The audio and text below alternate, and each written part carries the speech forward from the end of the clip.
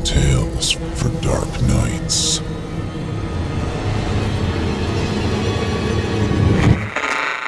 Want to make sure you never miss a Chilling Tales for Dark Nights video again? Be sure to subscribe and hit that bell to turn on notifications. The following program is a production of Chilling Entertainment and the creative team at Chilling Tales for Dark Nights, and a proud member of the Simply Scary Podcast Network.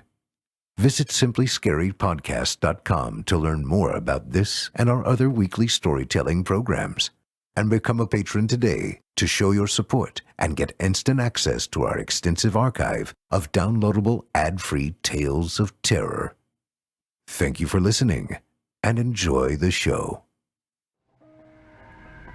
The darkness has found you. All of this and much, much more can be yours. Do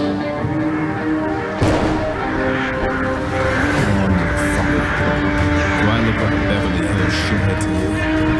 Do I look like a Mexican?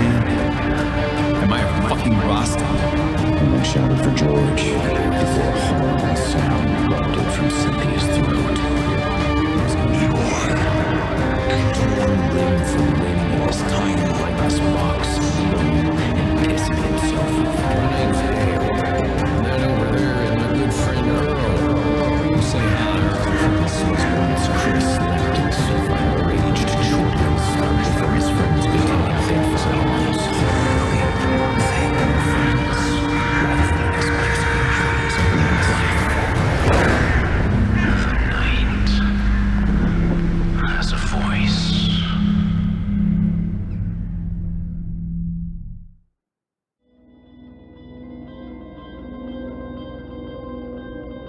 Welcome to Season 6, Episode 7.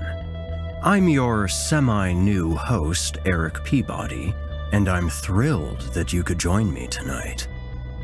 This evening's story comes to us by author Reggie Forester and brings us a young boy named Jim who finds himself questioning his morality. Are we all the same inside? Jim decides to search for the answer himself in a very literal and brutal manner. You're listening to the standard edition of this program. If you'd like to show your support and enjoy ad-free versions of this and all our other episodes, as well as hundreds of tales from our audio archives dating back to 2012, visit simplyscarypodcast.com and click Patrons in the upper menu to sign up today to get instant access from our friends at Chilling Tales for Dark Nights. Thank you for your support.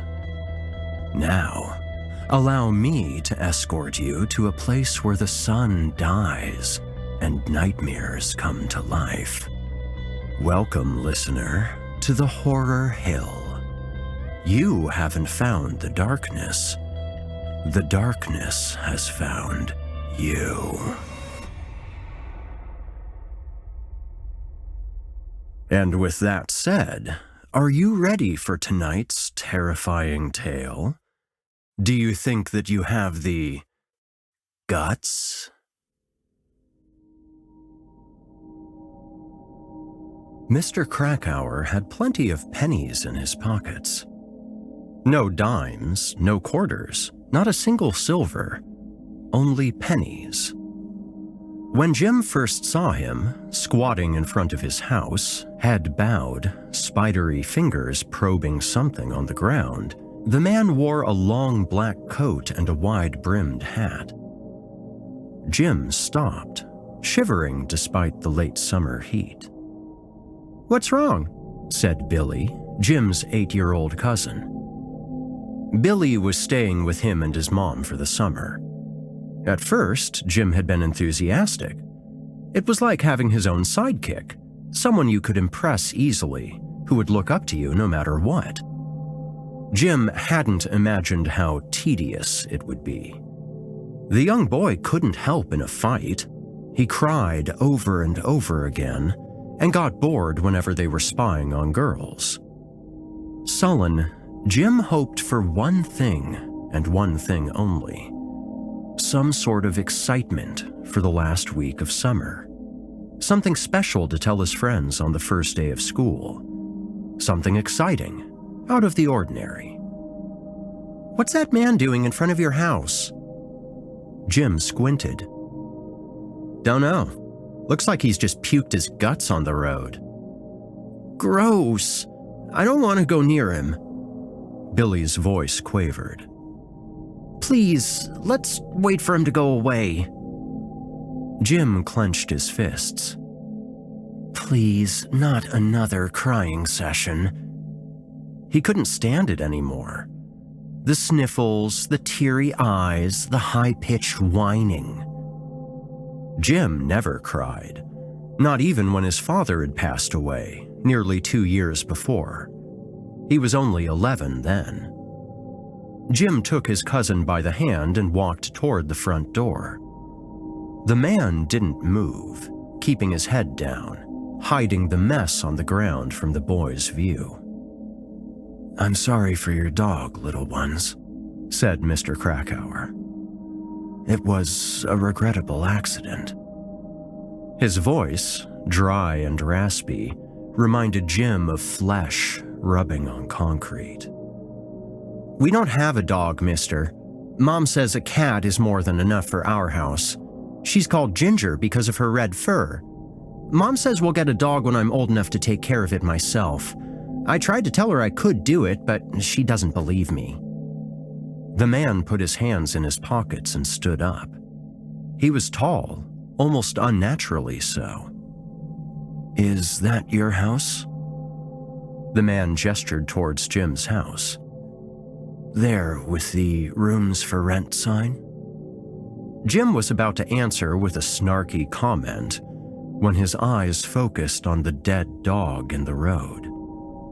The mutt had been hit by a car, maybe more than one. Its tongue, black and bloated, was slithering through his jaw, out of his smiling mouth. Foul-smelling innards were spilling out of his body, pink and gray, a stain on the asphalt. Flies were already buzzing around the carcass, tiny green jewels sparkling in the late afternoon sun. Jim felt his cousin trembling. "Here we go," he thought. "The little crybaby is at it again." A surge of anger flashed through his entire body. He knew that if he gave the boy a piece of his mind, he wouldn't be able to hold back his tears. "Don't look if you're scared, but there's nothing to be afraid of. It's not going to bite you, you know." Young Billy didn't cry. He didn't move either. He wiped away his tears and looked at the roadkill again, this time with curiosity. "Jim, am I like that?" "Like what?" "Am I like that, inside?"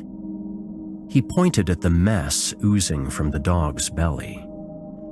"I think so, yeah." He slammed his hands against his stomach. "There's more of it, though, and it holds into place better." Billy was petrified. "How do you know what my insides look like? Surely they can't smell like that." "Never you mind how I know, I just do." Jim grinned. "You bet they smell bad. That's why your breath stinks." Both boys started laughing. Mr. Krakauer was looking at them behind his purple spectacles, motionless, expressionless. A worried cry interrupted the moment. "What are you doing in the middle of the road, boys?" Jim's mother was on the doorstep. "Come inside and wash up." She noticed the strange man looming over the children and stepped outside. "Can I help you? What are you doing with my son?" "I wish to rent a room in your guest house," he said, pointing at the sign. "We're full, mister. Mom always says she doesn't rent rooms to weird folks." "Shush!" Jim's mother wiped her hands on her apron. "Forgive the little rascal. He needs a good spanking." She looked at her son with cold anger. Jeremiah Jones, apologize immediately if you don't want to spend the rest of the summer locked inside your room. Jim looked down. Sorry, mister. I apologize. That's quite all right, little fellow. Copper pennies materialized in the man's hand, rolling between his fingers. Take my bags to my room and these are yours. My car is over there, further down the street. One by one, the pennies disappeared into the man's pocket. Jim counted 10 pennies, a nice addition to his piggy bank, rolling around the man's fingers and hopping back into his pocket. Jim was standing across the table from his mother in the small kitchen. She was preparing a rabbit. She had hacked its head and cut it open with precise movements and no hesitation. Now she was pulling out its guts, making wet sounds as she removed the squishy lungs, the tangled loops of intestine, and 2 lumps of brownish and shiny flesh. Kidneys, she said. Perfect to give the sauce more flavor. Can you pass me the big knife from the rack? The knife collection was a riddle of iron. Stuck to the wall on a magnetic rack or hidden in squeaky drawers, Mom's knives had always captured Jim's imagination. From heavy cleavers to thin, serrated blades, each of them served a unique, higher purpose in Mom's cooking procedure. Cutting, deboning, crushing, slicing. She was a master surgeon at work, giving new life to lifeless matter and food to the hungry. Mom? What is it, sweetheart? Are we all the same inside? Yes, more or less. She smiled at him. It's like the outside. We all have a nose, 2 eyes, 2 ears, yet we're all slightly different from each other. Does it change when we grow older? She laughed and shook her head. More than you think, sweetheart. That's how life works. Is that why Billy's mom... Shush, she cried. But she's got a... Never mind what she's got or hasn't got. That's another story. You keep your mouth shut about Billy's mom. It's difficult enough as it is. But she is different, isn't she? The sooner you forget about Billy's mom, the sooner I can get back to cooking and the sooner we can eat. What happened to her? Look, what's happening to her is none of our business. Sometimes things happen to people, to women, and they have to go to the doctors for treatment. Will they hurt her? No, don't worry, little love. They'll remove what she doesn't want. It's none of your business what she's doing, and don't go talking about it with Billy. Jim nodded, his finger trailing on the blade of the cold, heavy butcher's knife. Now, can you make yourself useful instead of wearing my ears off? Lay the table for me, will you? And put the nice plates and the silverware. We have a guest tonight. Can you tell Mr. Krakauer that dinner will be served at 8 sharp? And make yourself presentable for dinner. I don't want you to embarrass me in front of our guest again. From the other side of the dinner table, Jim felt the pennies in his pocket and looked at Mr. Krakauer. What's the world like from behind purple glasses, I wonder? A purple world with purple plants, purple skin, and a purple stew. He didn't like the stranger. He had tried to look inside Mr. Krakauer's bags before bringing them back to his room.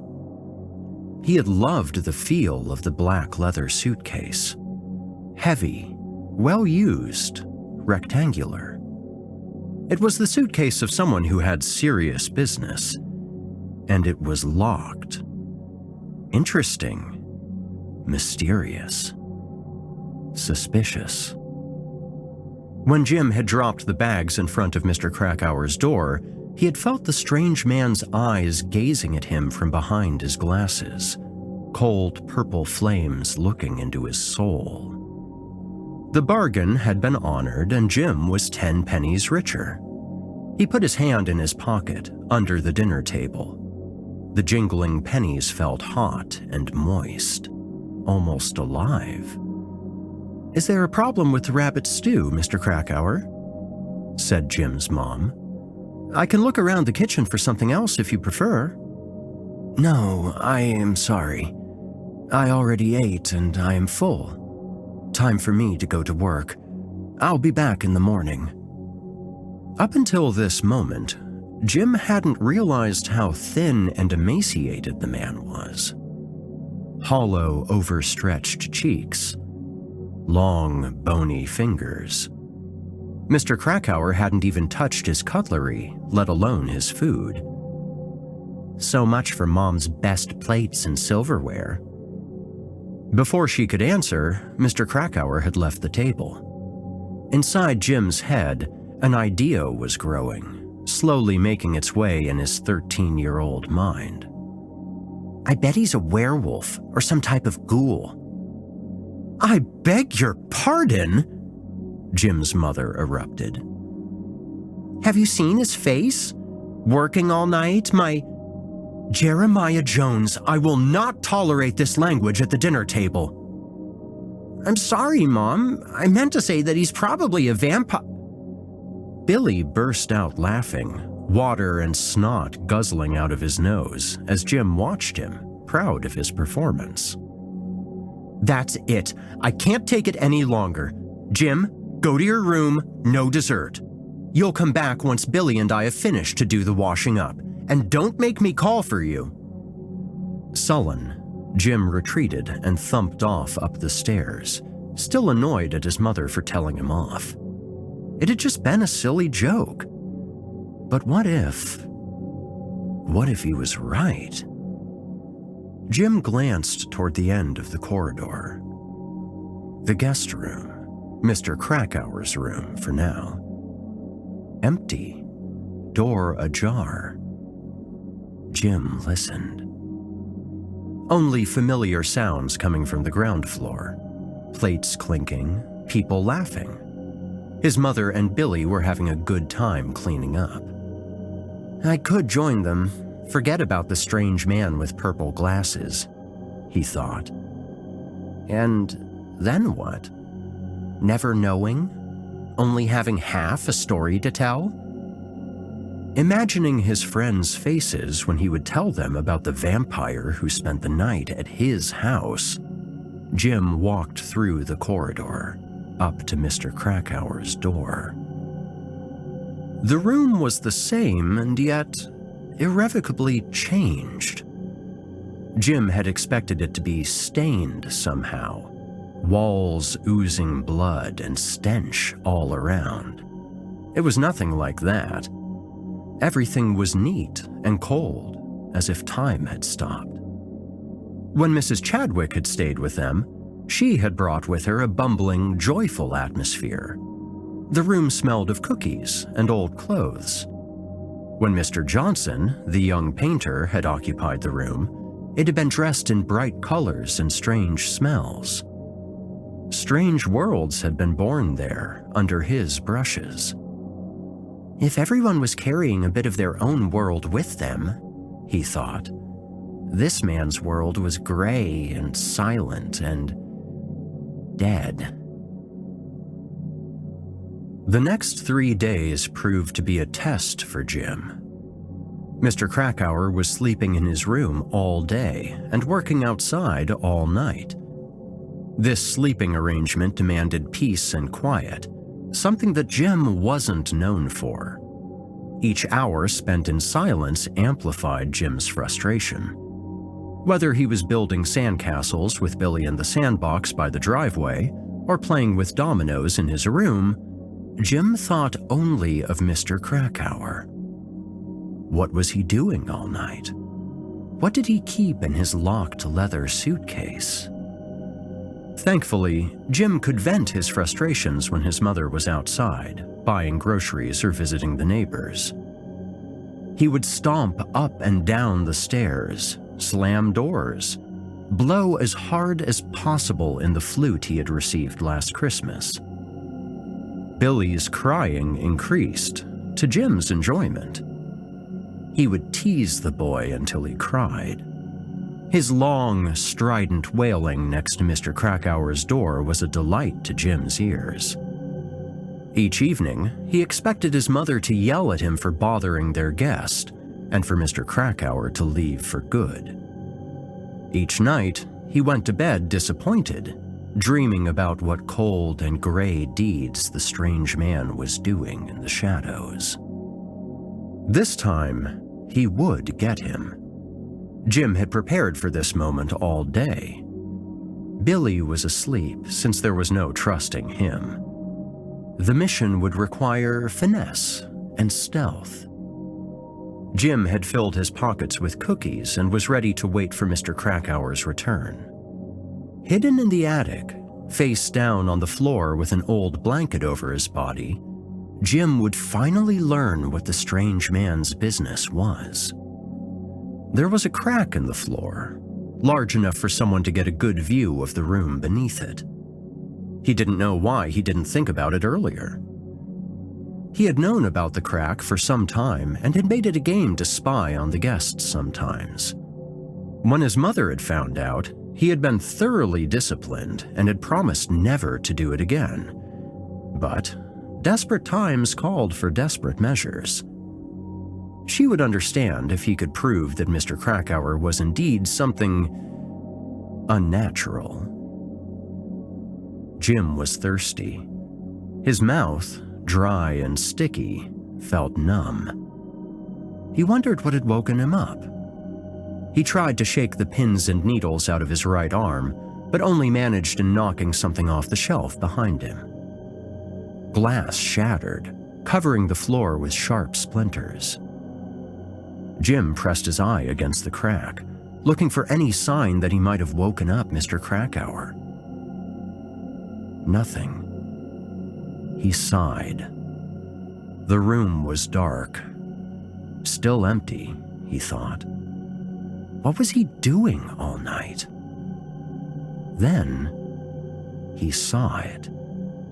Something gleaming on the floor. Tiny lights. He looked harder, wondering if he was dreaming. The suitcase lay, half open, on the floor. Hard leather, black as night and smooth as sin, and inside, shining iron. Jim gasped. It was the largest collection of knives he had ever seen. Next to it, his mother's kitchen knives looked like toys. Blades came in all shapes and sizes: short, crooked, serrated, cruel, twisted. All sharp, all neat and glittering. Movement. Panic. Breathless, heart thumping. Jim was safe. He repeated to himself, his breath thin and soft. Safe. Safe. The suitcase was slammed shut. Beneath him, the man stayed perfectly still and silent.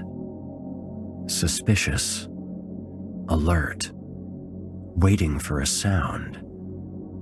A predator stalking its prey. After a minute of absolute immobility, Jim couldn't feel his legs. He began imagining things. Furry, scuttering things. Crawling things coming out of the shadows, brushing against his legs. He couldn't take it anymore. Jim had to move.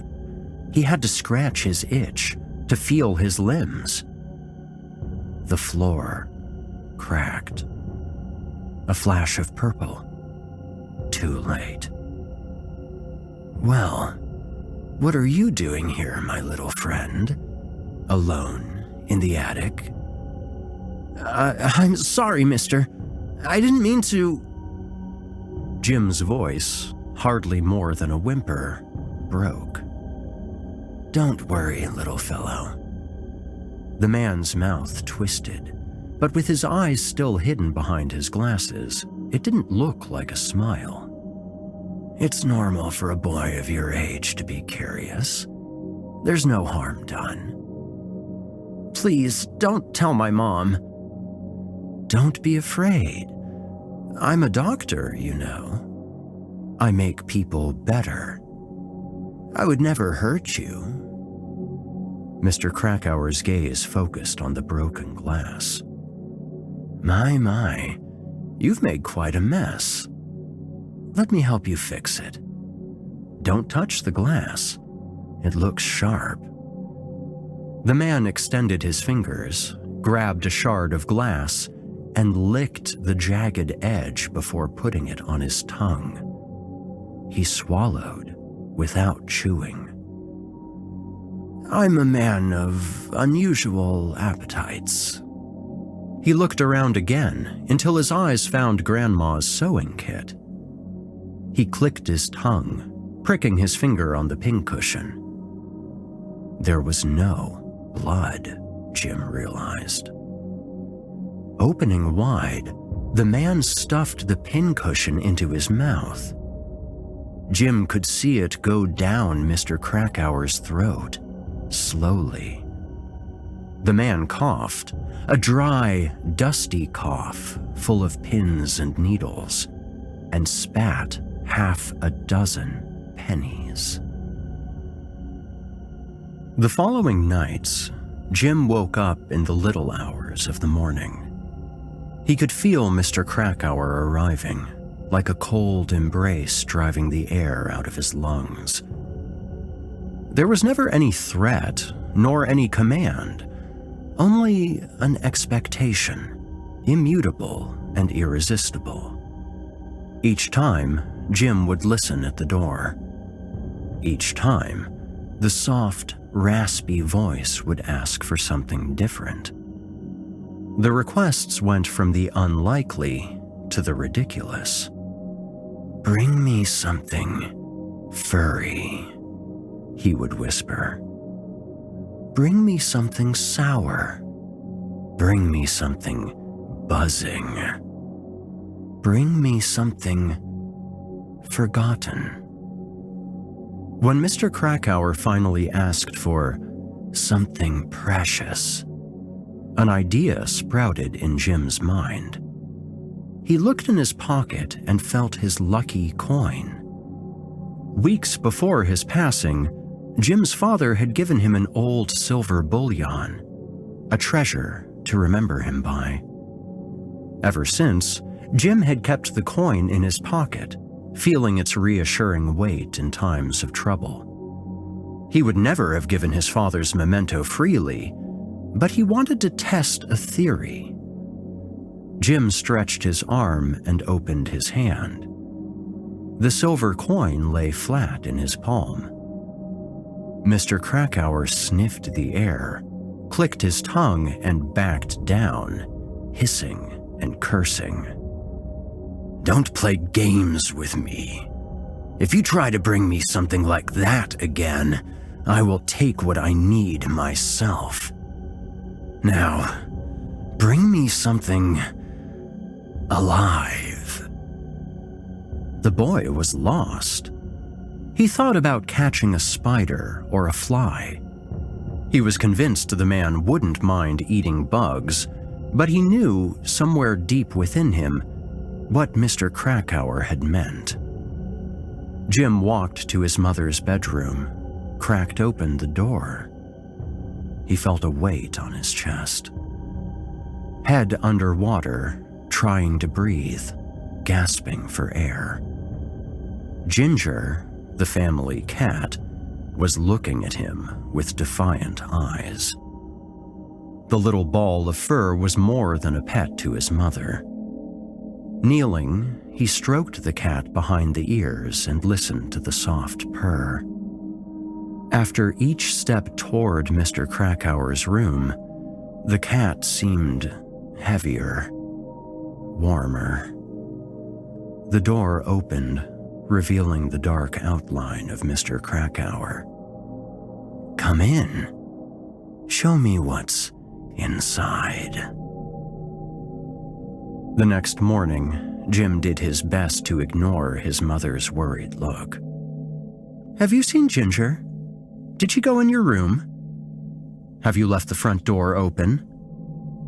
He tried not to think about his night's work. His memories were uncertain.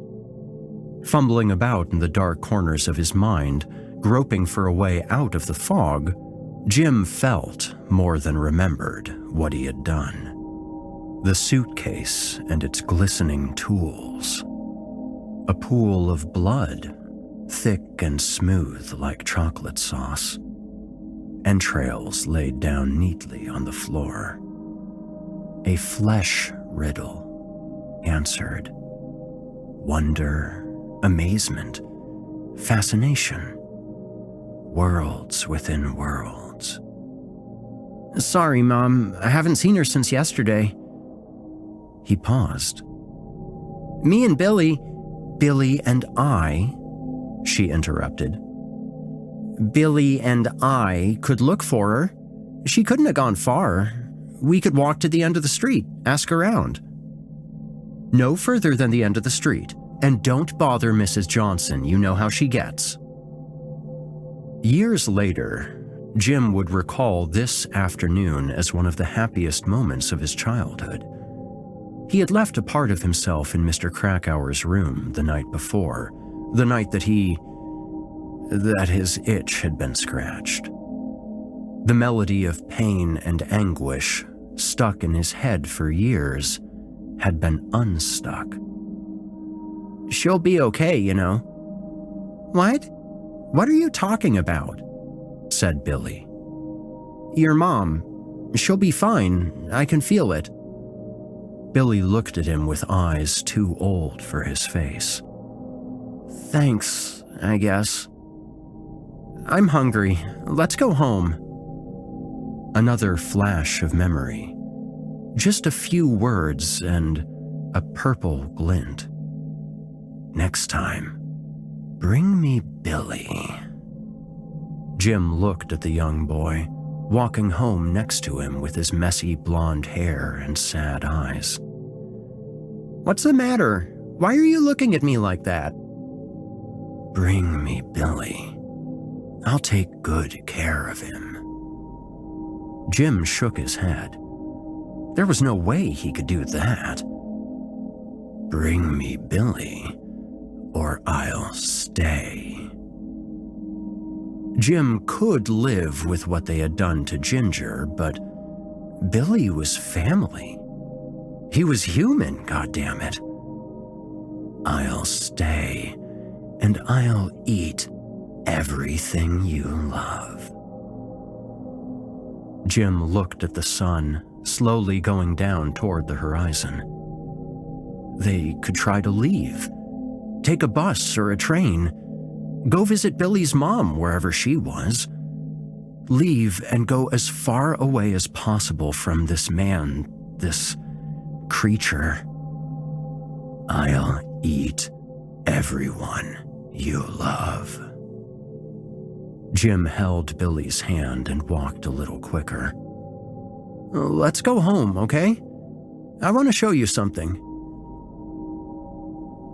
With the master key he had taken from his mother's room, Jim opened Mr. Krakauer's door.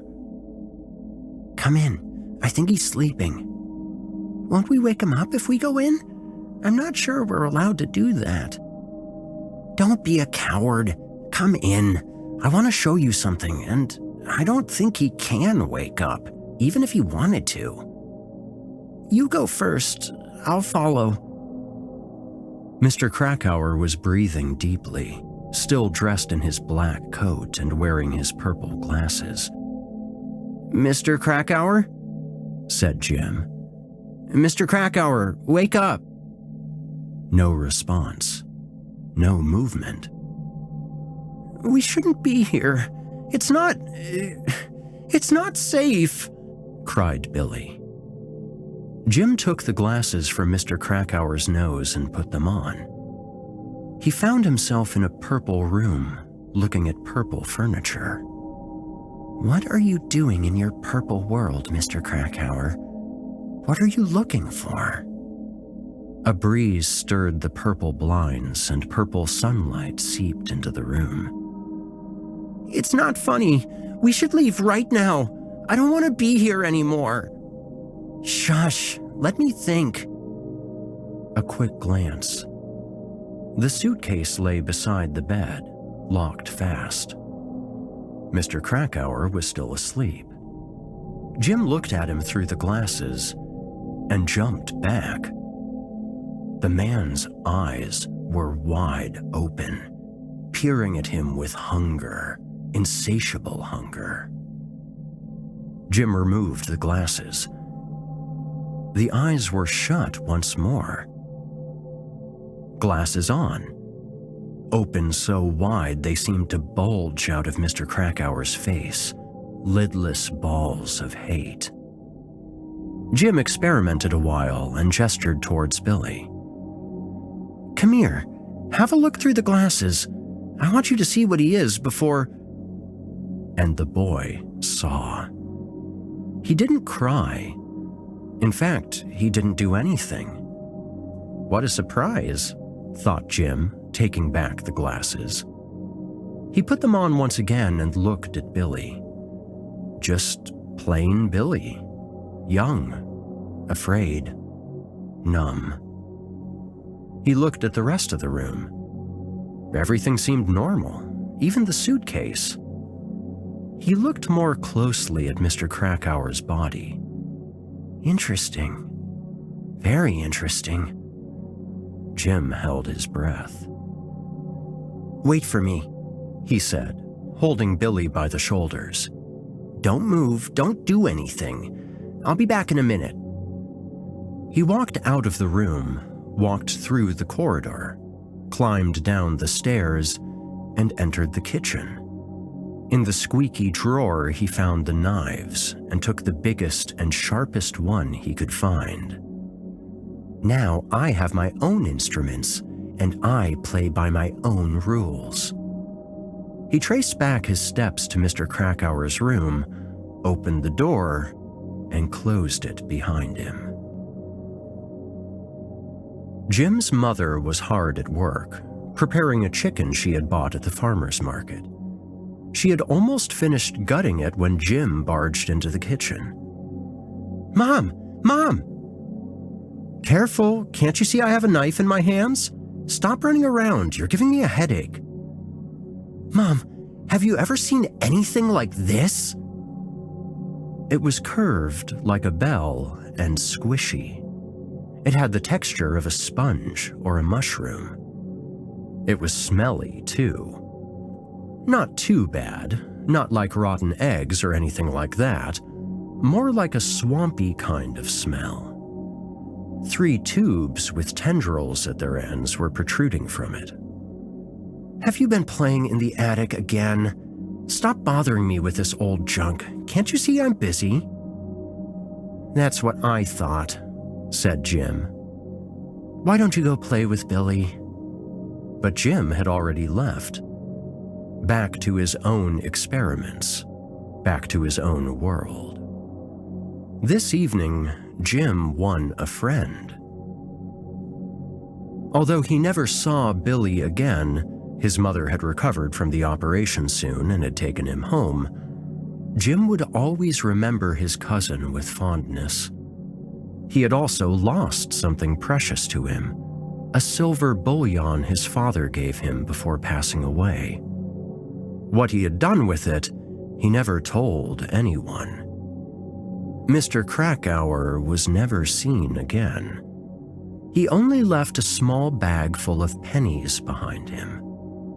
Not enough to pay for his room, but better than nothing. Of course, if Jim's mother had cleaned the attic, but she never did. Jim had kept the suitcase, although he never figured out how to open it. Maybe there was a key within what he had found inside the man. Whenever he was tempted to find out, whenever he dreamed about the suitcase's content, he remembered that we were not all the same inside. Some people were empty, others full of weird and smelly stuff. You never could know what could get inside your guts if you didn't fill them up with love and friendship.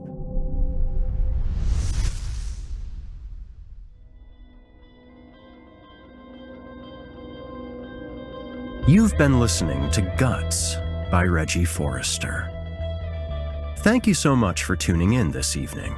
I'm your host, Erik Peabody, and I'll see you right here at this same time next week. If you've enjoyed what you've heard on today's program, please take a moment to stop by our iTunes page, or wherever else you listen to your favorite podcasts, and leave us a 5-star review and a kind word. It makes a huge difference, and would mean a lot to me. If you'd like to hear a premium, ad-free edition of tonight's and all of our other episodes, visit simplyscarypodcast.com today and click the Patrons link in the menu at the top of the screen. You'll find yourself at chillingtalesfordarknights.com, where you can become a patron for as little as $5 per month and get access to our entire audio archive dating back to 2012, including past episodes of this program, all of our other shows, and hundreds of standalone releases, all of them ad-free and available to download or stream. Thanks so much for your time and for giving our sponsors a try today. When you support our sponsors, you help support this show, and that means a lot to me. If you happen to use Facebook, Twitter, Instagram, or YouTube, you can follow and subscribe to Chilling Tales for Dark Nights there, where you'll get all of our latest updates and new releases, and have the chance to interact with us each and every week. You'll find me personally on Facebook, Twitter, and Instagram as well. Until next week, listener, when we meet up once again atop the horror hill for yet another dance with darkness, I bid you good night. Sleep tight, listener, and whatever you do, if you hear scratching at your door, don't open it. The darkness may have found you, but it's up to you to let it in.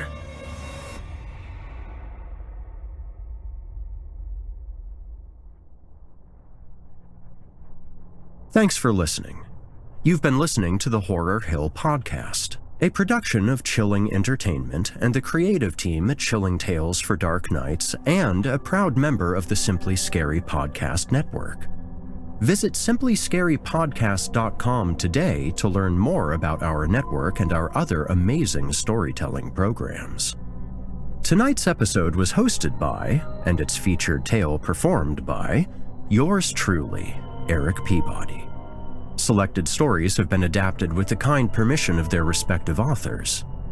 Original music provided by Felipe Ojeda.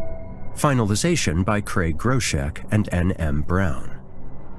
Got a terrifying tale of your own that you'd like performed? I take submissions. Email it to us today at submissions@simplyscarypodcast.com to have your work considered for future production. If you enjoyed what you heard on tonight's program and are joining us on your favorite podcast app, please subscribe to us to make sure you never miss an episode, and leave us a 5-star review and a kind word. Your feedback means a lot to me. You can also follow Chilling Tales for Dark Nights and yours truly on social media to connect anytime and get the latest updates on this and our other programs. If you're listening on the Chilling Tales for Dark Nights YouTube channel, do us a favor and hit the subscribe button and the bell notification icon as well to get more spooky tales from me and the crew and another episode of this program each and every week. And don't forget to hit the thumbs up button to let us know how we're doing and leave a kind comment. Lastly, don't forget to visit us at chillingtalesfordarknights.com and consider supporting the team by becoming a patron. In addition to helping us out, you'll get exclusive access to our audio archives and ad-free downloads of all of your favorite stories, including those you've heard on this program. As for me, you can hear more of my work on the Chilling Tales for Dark Nights podcast. However, I will be back next week with more terrifying tales to keep you up all night. If darkness is what you're after, listener, your search is over. Yet, let it be known, you haven't found the darkness. The darkness has found you.